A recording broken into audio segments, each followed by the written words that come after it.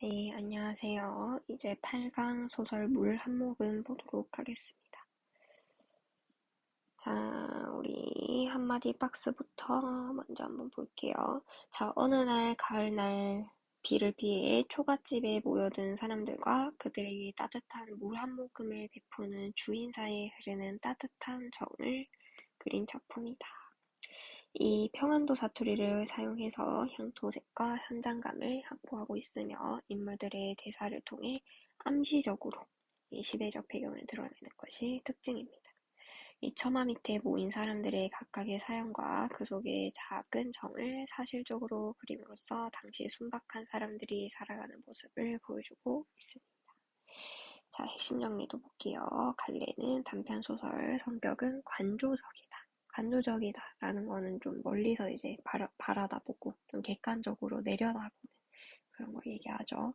그리고 묘사적이다라는 거는 이제 특히 인물의 외양을 묘사한다.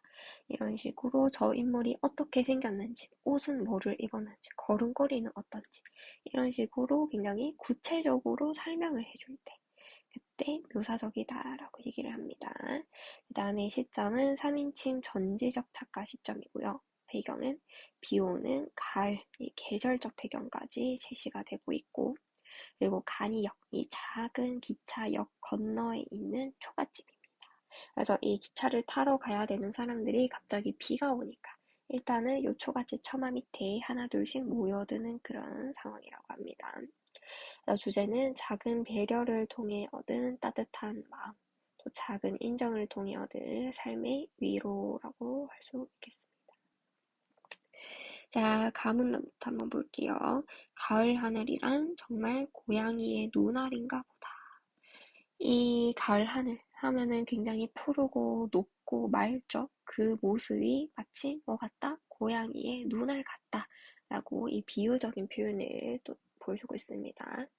그렇게 맑던 늦가을 저녁 하늘이 금세 흐려지며 비올 바람까지 인다.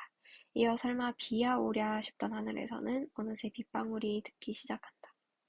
자, 남은 단에 이제 노인이 한 명 건너오고 있습니다. 자, 우리 이제 나오는 등장인물들 동그라미를 한 번씩 쳐줄게요. 노인이 오고 있는데 이 노인은 벌써부터 이 다리를 여러 번 건너본 경험이 많은 것 같아요. 아주 손쉽게 이렇게 천천히 건너옵니다. 자, 그런데 이 노인 뒤로 뛰어온 한 젊은 사내가 있었습니다. 감빛 단꼬 주봉을 입었는데요. 이 단꼬 주봉은 통이 좁은 바지를 이르는 그런 일본 말입니다. 그러면 여기에서 지금 일본 말을 쓰고 있다라는 거는 이 시대적 배경이 일제 강점기겠다. 라는 거를 우리가 보면서 유추를 할 수 있겠죠. 자, 첫눈에도 그가 무슨 공출 같은 거로 여기 공출도 같이 표시를 해줄게요. 이게 뭐냐면은 이 농산물 수탈 정책을 이르는 단어입니다. 이 농산물 수탈 정책이라는 게 뭐냐? 옛날에 우리 일제강점기 때 막 시골에 와가지고 이 사람들 민가를 덮쳐서 막 녹그릇이고 막 이런 거 숟가락을 막 다 가져가고 그리고 막 힘들게 농사 지은 이런 농산물들, 쌀들 뭐 이런 것도 다 막 뺏어갈게요. 그런 것들을 이제 정책으로 일제강점기 시대 때 만들어 놓은 그런 이름입니다. 공출.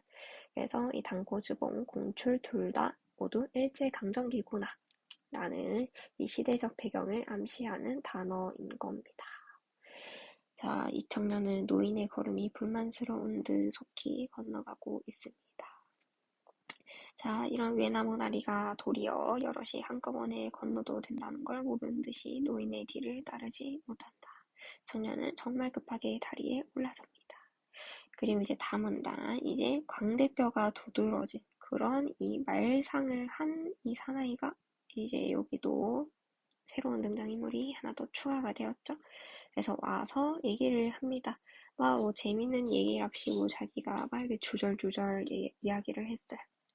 자, 그런데 그것은 누구나 되게 아는 이야기일 뿐더러 별반 재미나게 이야기하지도 못해서 딱히 사람들은 뭐 흥미를 가지지 못했어요. 자, 그 다음에 라문다. 자, 노파가 이 어느 갑자기 꼬깃꼬깃한 종이 조각을 하나 꺼냅니다. 자, 그래서 이게 무슨 말인지, 이거 찾을 수 있겠어요? 라고 이렇게 보여주는데, 이 사람들도 글을 잘 몰라요. 그래서, 옆에 이제 토스를 하면서, 너는 이거 읽을 줄 알아? 너는 이거 볼 줄 알아? 이렇게 하다가 결국에는 단코주봉 청년에게 그 종이가 전달이 또 됩니다. 자, 그 다음에 마문단. 자, 그래서 지금은 다 지나다니던 기차역을 가던 행인들이 모여서 이야기를 나누고 있었는데요. 이제 마문단에 이때 집주인이 등장을 하게 됩니다. 이 진창에 신발 끄는 소리가 나더니 한 사내가 나타나 이 편을 들여다봅니다. 중국 사람인 집주인입니다. 참으로 험상궂게 생겼습니다. 이 친구가 또 어떻게 생겼냐? 마치 도끼 같은 것에라도 찍힌 듯 깊게 파인 이마의 주름살. 그러나 그것은 상처 자리가 아니라 얼굴 가죽이 두꺼워서 그렇다. 이런 식으로 굉장히 이 인물의 외양을 아까 우리 봤었죠. 묘사하고 있다. 아주 상세하게 묘사를 해주고 있습니다. 자, 그래서 다들 이제 떠나고 싶은데 비가 그치지를 않아요. 다시 비가 몰려옵니다. 자, 그런데 이 집주인, 이 험상스럽게 생긴 집주인이 다시 나타나서는 주전자를 가지고 이 사람들에게 따뜻한 물을 하나씩 이렇게 나눔을 해줍니다. 그래서 먼저는 수염 긴 노인이 마시고 노파가 마시고 이렇게 다들 그냥 뭐 차도 아니고 그냥 따뜻한 물이에요. 근데 그 따뜻한 물을 한 모금 마시고는 모두 다 아이고 좋다 하고는 흐뭇해합니다. 그래서 여기 아까 우리 제목에서도 나왔듯이 한 모금 이것이 가지는 상징적인 의미는 따뜻한 온정, 나눔, 배품 이런 것들을 얘기합니다. 그래서 굉장히 뭔가 힐링되는 그런 분위기 속에서 또 이 작품이 끝이 나고 있습니다. 그러면 뒤에 문제도 한번 같이 풀어볼게요. 자, 1번. 윗글에 대한 설명으로 적절한 것. 자, 5번. 인물의 대화 속 방언. 특히 아까 우리 평안도 사투리라고 했었죠. 그래서 향토적인 분위기를 잘 형성하고 있습니다. 자, 그리고 2번. 이 비의 역할. 이 비 때문에 사람들이 이 헛간에 모이게 된 거죠. 비를 피하기 위해서.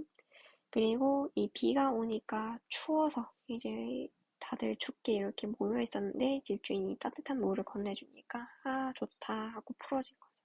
이렇게 이 비 덕분에 물 한 모금이 더욱 따뜻하게 느껴질 수 있었다. 자, 그래서 이 비의 역할이 그렇다고 인물들의 갈등을 심화시킨다거나 일제강점기임을 알 수 있게 해준다거나 이런 가치관이 파괴된다거나 그런 모습을 보여준다고 보기는 어렵죠. 그래서 이번의 답은 4번이 되겠습니다. 자, 그 다음에 3번. 현재 진행형, 생동감, 현장감, 그리고 비유적인 표현은 맨 처음에 나왔었죠. 그리고 인간에 대한 따뜻한 시선. 이 마지막 부분에 다 함께 이 따뜻한 물을, 온정을 베풀며 이 나누는 모습 통해서 따뜻한 시선 느낄 수 있었고요. 또 집주인의 생김새에 대해서 굉장히 구체적으로 묘사를 해줬죠. 그리고 이거는 사람들이 시간 순서대로 점점 모여서 마지막에는 다 같이 물을 마신 거죠. 그러니까 역순행적이 아니라 순행적인 구성이 되겠습니다. 자, 그 다음에 4번. 자, 4번에는 4번 답하러 올게요. 노파는 종이 조각에 적힌 글을 읽을 수 없어서 이 최종적으로 마지막에 이 단꼬주공 사내에게 그 종이가 갔습니다. 그래서 이 4번의 답은 4번이 틀리게 되겠고요. 그리고 윗글에서 시대적 배경을 짐작할 수 있는 단어 딱 2개 있었죠. 공출이랑 단꼬주공. 그래서 이 단어를 통해서 이 시대가 일제강점기라는 것을 짐작할 수 있다. 라고 적어주면 되겠습니다. 그럼 뒤에 남은 문제도 여러분이 한번 풀어보면 되겠습니다.